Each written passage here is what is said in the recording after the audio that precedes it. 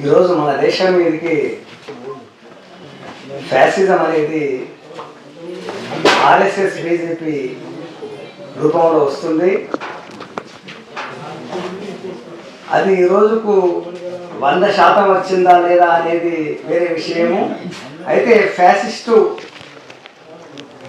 స్వభావాన్ని అంటే ఫ్యాసిజాన్ని ఈ దేశ ప్రజల మీదకి అనేది అది రోజు రోజుకు వాటి ఆధిపత్యం అనేది పెరుగుతూనే ఉంది.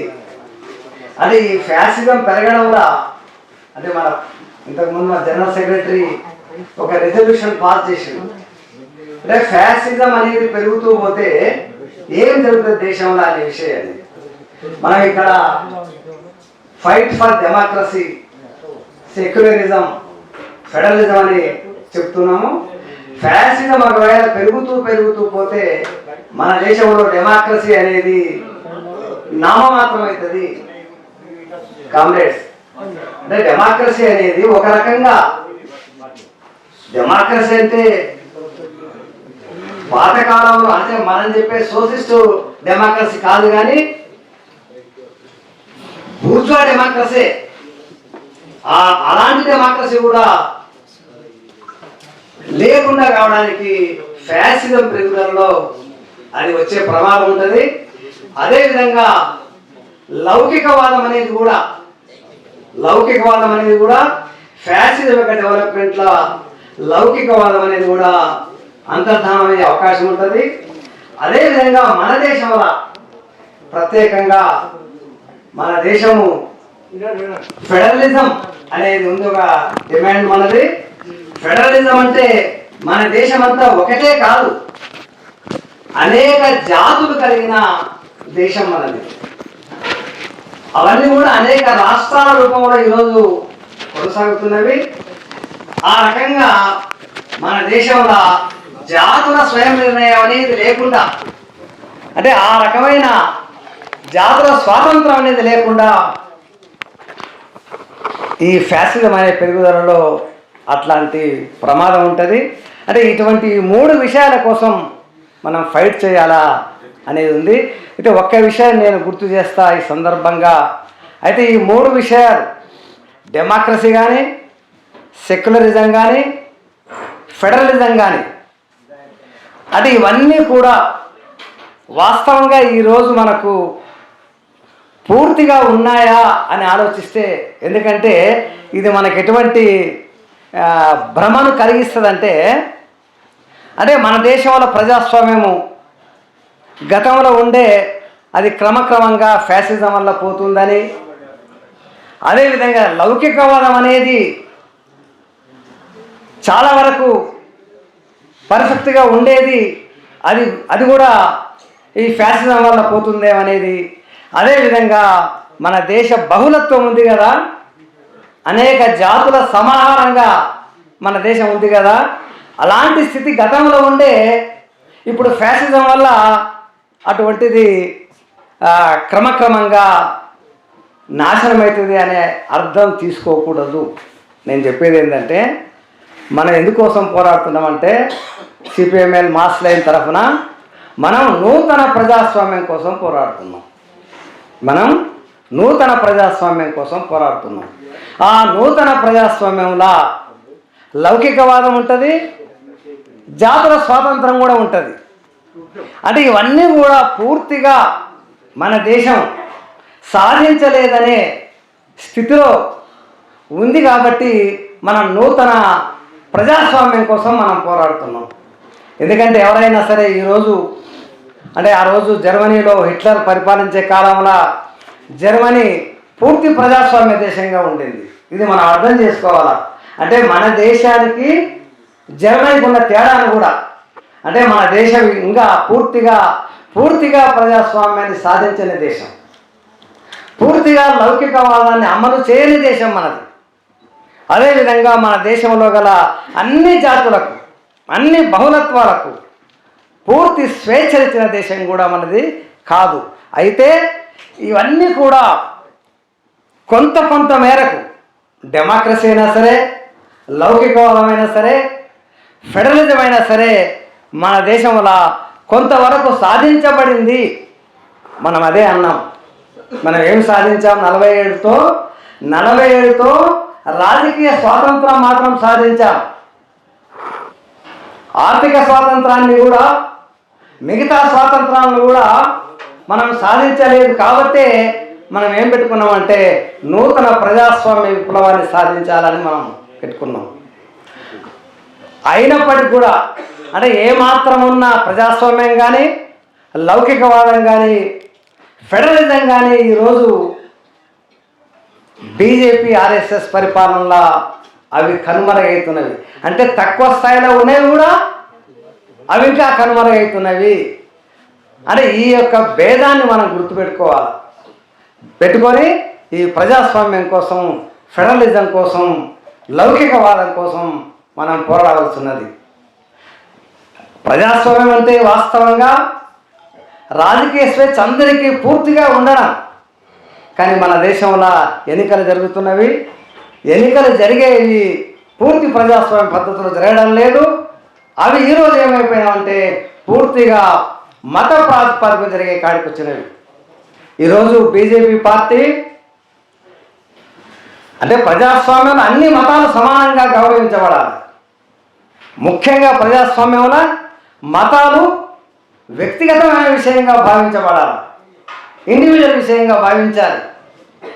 అట్లా కాకుండా మతాలను అంటే మతము రాజ్యము కలగలిసి ఉండే పరిస్థితి అనేది గతంలో అంత పెద్దగా ఉండేది కాదు.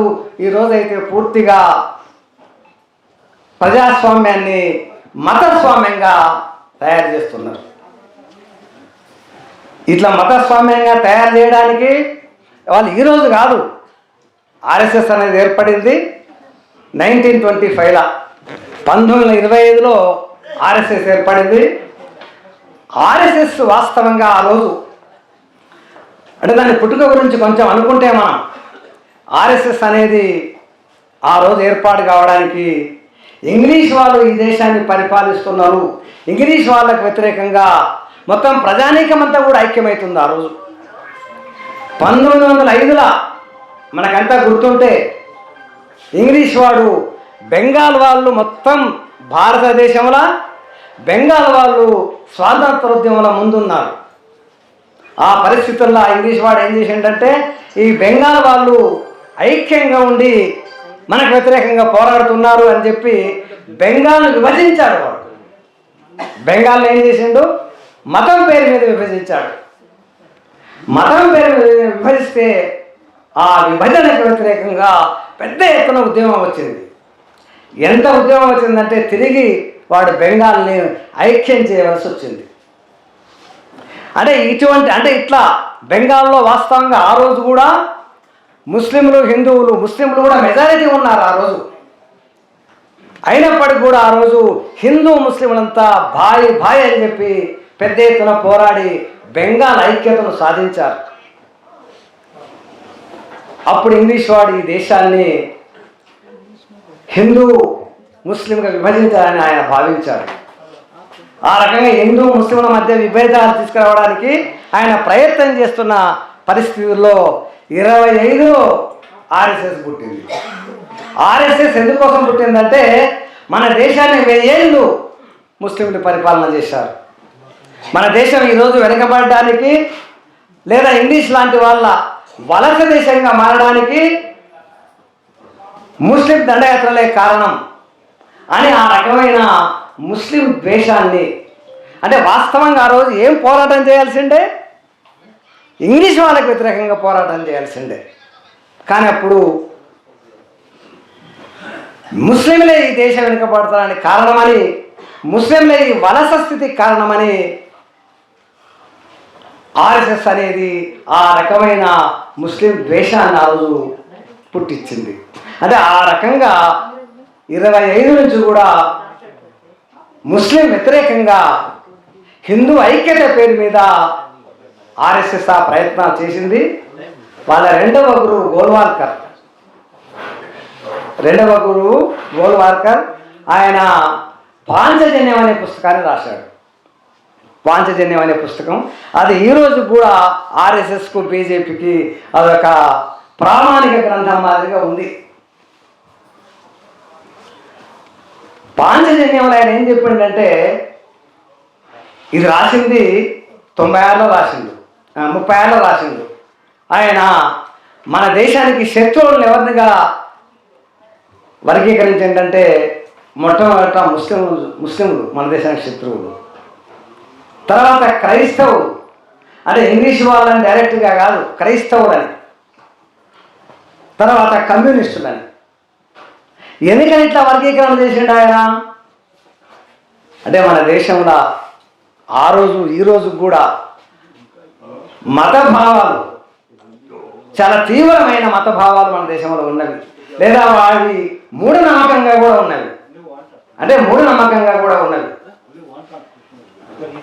అటువంటి పరిస్థితుల్లో ఆయన ఈ తరహా బోధనలు చేస్తే ఆయన దానికి ఏమన్నాడంటే, అంటే ఎందుకని ముస్లింలు లేదా క్రైస్తవులు కమ్యూనిస్టులు మన దేశానికి శత్రువులు, లేదా మన దేశభక్తులు కాదు వాళ్ళు అనడానికి ఆయన ప్రజల్లో ఉండే మూఢ విశ్వాసాన్ని, మూఢనమ్మకాన్ని ఆయన తీసుకొచ్చింది. ఏంటంటే, ముస్లింల యొక్క పవిత్ర స్థలం ఇక్కడ లేదు, ముస్లింల యొక్క పవిత్ర స్థలం ఇక్కడ లేదు.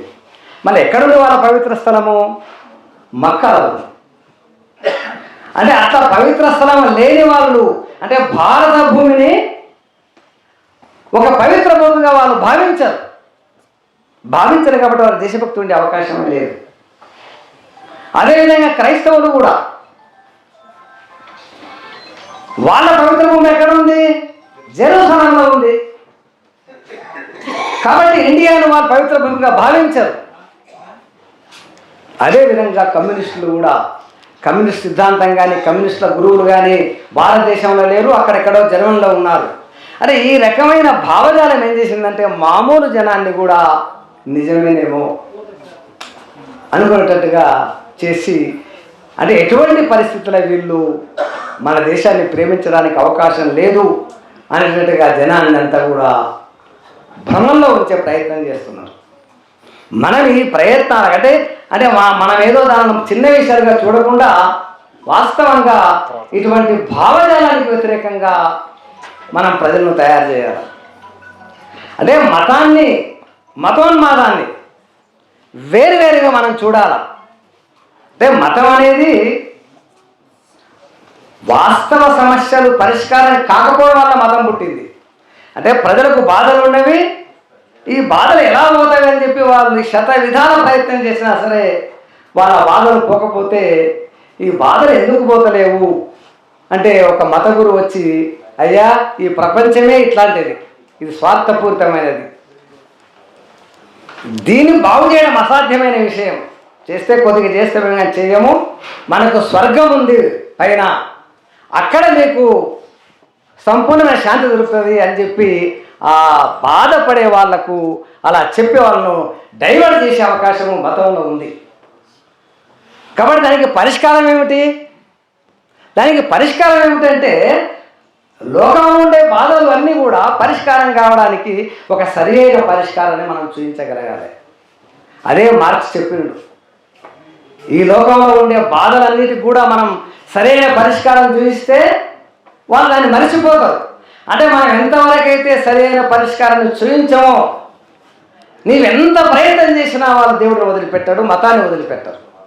ఏమిటా సరైన పరిష్కారము అంటే, మనిషి మనుగడకు కావలసినవన్నీ కూడా ఒక సౌకర్యవంతమైన జీవితం, అటువంటి జీవితాన్ని గాన ఈ లోకంలో ఏర్పాటు చేయగలిగితే వాడు తప్పకుండా మర్చిపోతాడు. అంటే ఆ సౌకర్యవంతమైన జీవితం, ఆ జీవితాన్ని గాన మనం ఇక్కడ గాన ఏర్పాటు చేయగలిగితే వాడు మర్చిపోతాడు. అంటే అట్లా ఏర్పాటు చేయకుండా ఉట్టిగా మతాన్ని మనం దాన్ని వ్యతిరేకిస్తే కూడా, అంటే ఇవన్నీ చేయకుండా ఉట్టిగా వ్యతిరేకిస్తే కూడా వాళ్ళ మార్పు రాదు. కాబట్టి అటువంటి యొక్క మత భావజాలంతోన మన జనమంతా ఉన్నారు. కాబట్టి వాళ్ళు ఆర్ఎస్ఎస్ వాళ్ళు ఈ దేశం వెనుకబడడానికి కారణం దేశభక్తి లేకపోవడమే అని వాళ్ళు మాట్లాడారు. కాబట్టి మొదట వాళ్ళు ఏం పని చేయాలనుకున్నారు, జనానికంటే ఏం నేర్పించారు? మొదట మన దేశానికి దేశభక్తి విధంగా ఉండే ప్రజానీకాన్ని తయారు చేయాలి. వాళ్ళు హిందువులు మాత్రమే. ముస్లింలు ఎప్పుడైనా సరే వాళ్ళు విదేశీ శక్తులుగా పనిచేస్తారు. కాబట్టి మొదట ఏం చేయాలి అంటే ఈ దేశ ప్రజలందరినీ కూడా ఈరోజు చాలా అందరూ ఏం మాట్లాడుతున్నారు ఈరోజు ఇప్పటికి కూడా అంటే మనమే కాదు ఇతరులు కూడా అంటే సోషలిజాన్ని నమ్మే వాళ్ళు కానీ అంటే కమ్యూనిస్టులు కానీ వాళ్ళు కూడా ఏం మాట్లాడుతున్నారంటే ఈరోజు కూడా మన దేశంలో ఈరోజు కూడా 70-60-70% ప్రజానీకము కనీస అవసరాలు తీరని పరిస్థితుల్లో ఉన్నారని మాట్లాడే వాళ్ళు కూడా ఉన్నారు. అంటే ఇటువంటి పరిస్థితులన్నీ కూడా కాంగ్రెస్ 60-70 సంవత్సరాలు పరిపాలన చేసింది. 60-70 సంవత్సరాల పరిపాలనలో కూడా ఈ సమస్యలేం పరిష్కారం కాలే. ఎందుకు కాలేదు? కారణం ఏమిటి? కారణం ఏమిటంటే మన దేశంలో దేశభక్తియుతమైన ప్రభుత్వాలు రాలేదు.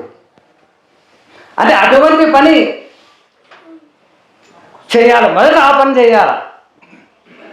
దేశభక్తి అంటే మన దేశాన్ని ప్రేమించే వాళ్ళు మాత్రమే దేశభక్తిగా ఉండగలుగుతారు.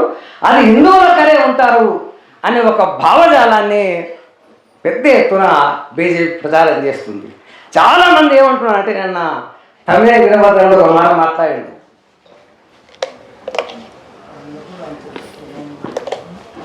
ఏం మాట్లాడిందంటే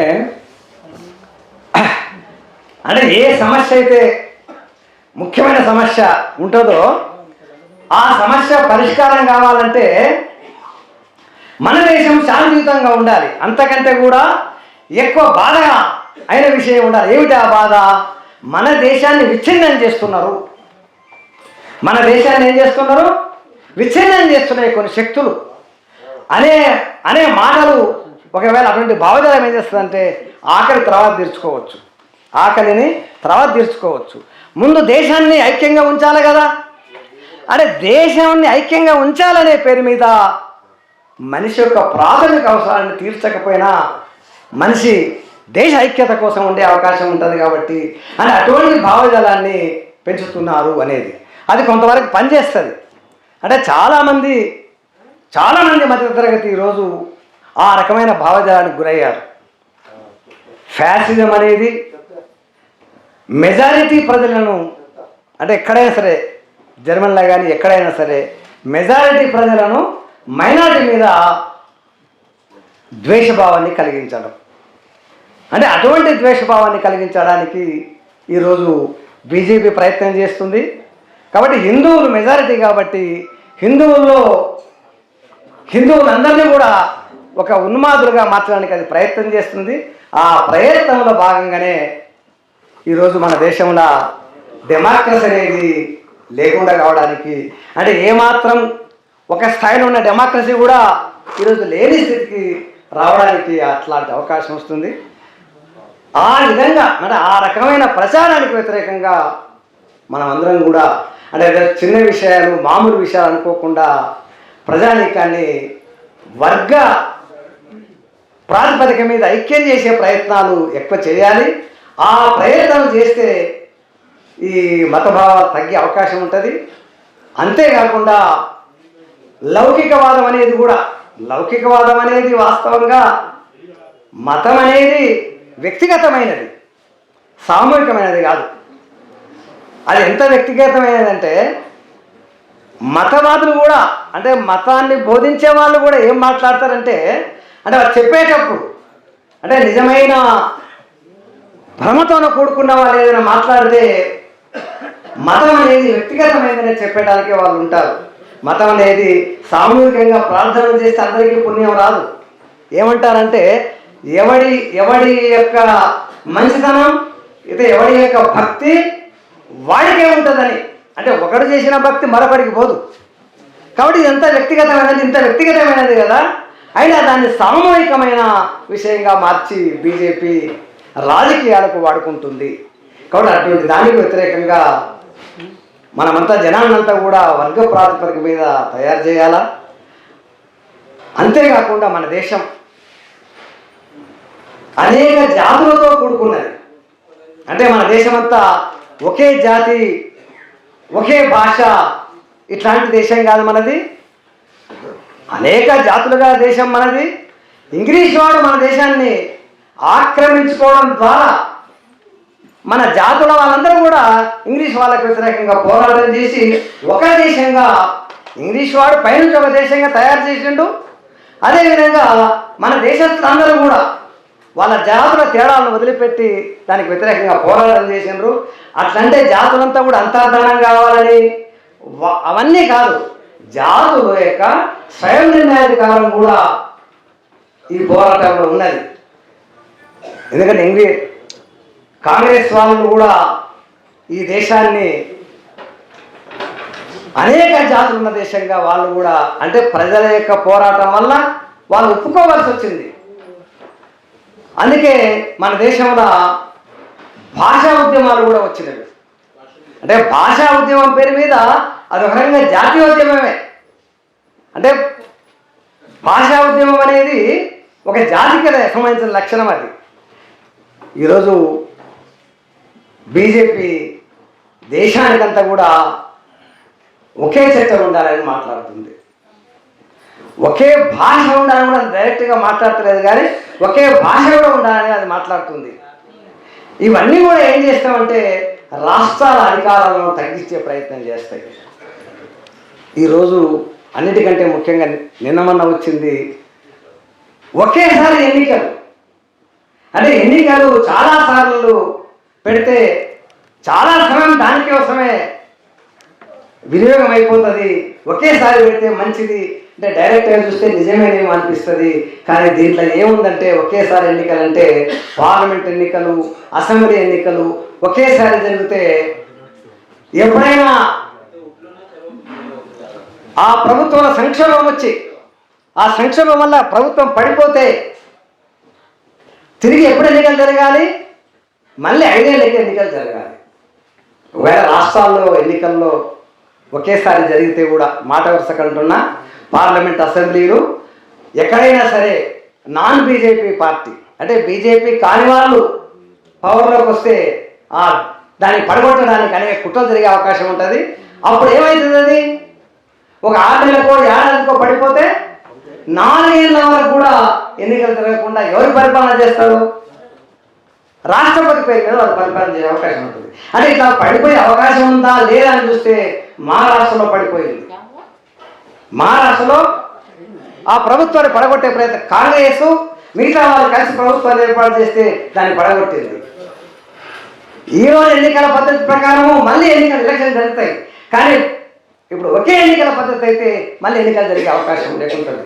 అంటే ఆ రకంగా బీజేపీ ఒక్క పార్టీ దేశాన్నంతా పరిపాలించాలి అనే పద్ధతి ఒకటి. ఏ రాష్ట్రాలకు కూడా స్వయం ప్రతిపత్తి అవసరం లేదు, స్వయం నిర్ణయానికి అవసరం లేదు అనడానికి కూడా ఒకే ఎన్నికల పద్ధతి అనేది అటువంటి పద్ధతిని తీసుకొస్తుంది. దానికి మంచి ఉదాహరణ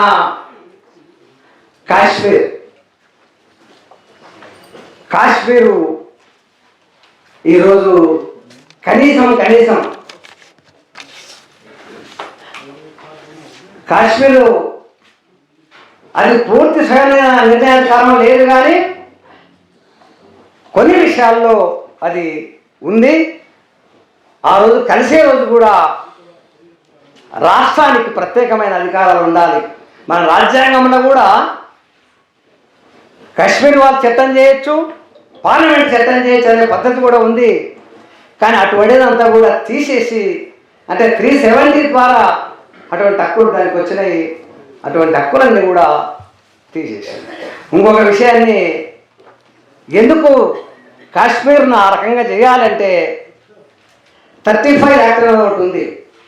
35 యాక్ట్ అనేది ఆ రాష్ట్రంలో పోయి వేరే వాళ్ళు ఎవరు కూడా అక్కడ భూములు కొనడానికి వీల్లేదు.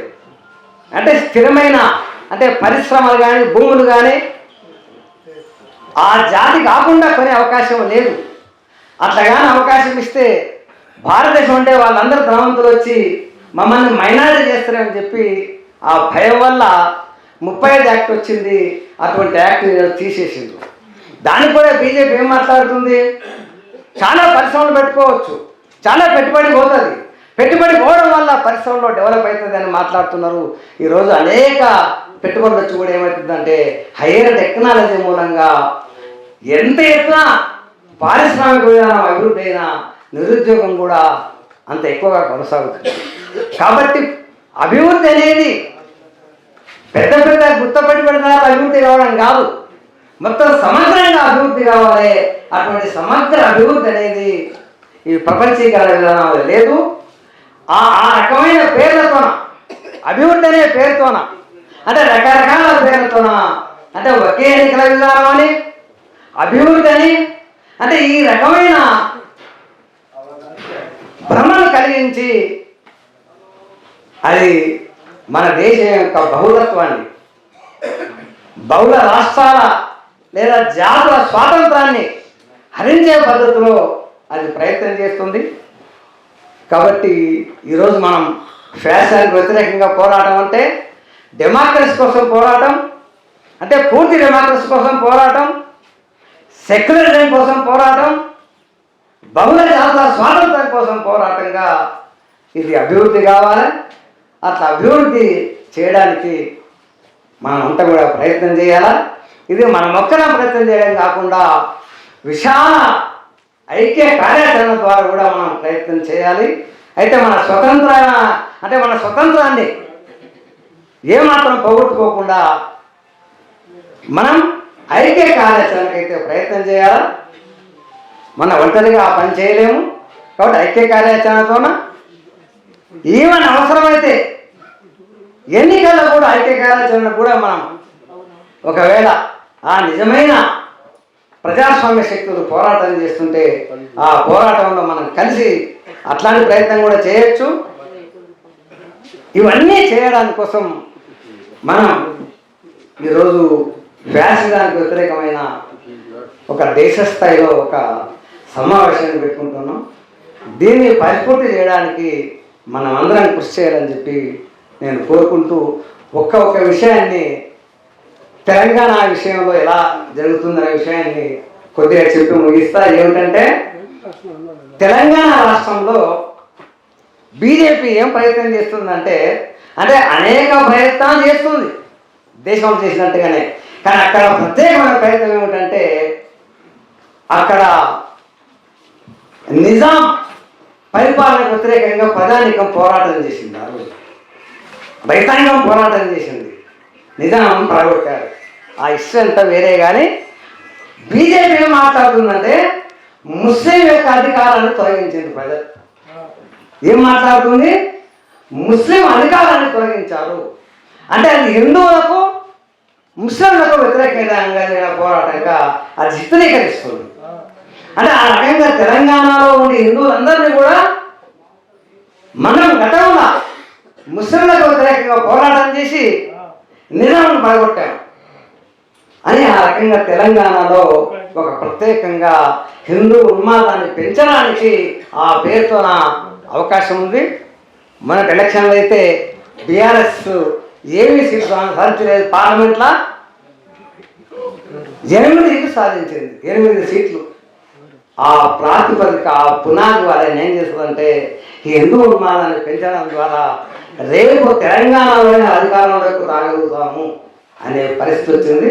కాబట్టి తెలంగాణలో మనం ప్రత్యేకంగా ఆ ముస్లిం వ్యతిరేకం, అది ముస్లిం వ్యతిరేకం కాదు, ఫిడల్ భూస్వాములు కూడా అనేక మంది హిందువులు ఉన్నారు ఆ నిజాం రాష్ట్రంలో. కాబట్టి అది ముస్లిం వ్యతిరేక పోరాటం కాదు, అది ఫిడల్ వ్యతిరేక పోరాటము అని మనం ప్రజానికానికి తెలంగాణలో ప్రత్యేకంగా నచ్చజెప్పి అది సెక్యులర్ పోరాటము, ప్రజాస్వామ్యం కోసం చేసిన పోరాటము, హిందువులు ముస్లింలు కలిసి పోరాటం చేసిన పోరాటంగా మనం తెలంగాణ జనాన్ని చైతన్యవంతం చేయాలని కోరుకుంటూ ముగిస్తున్నాం.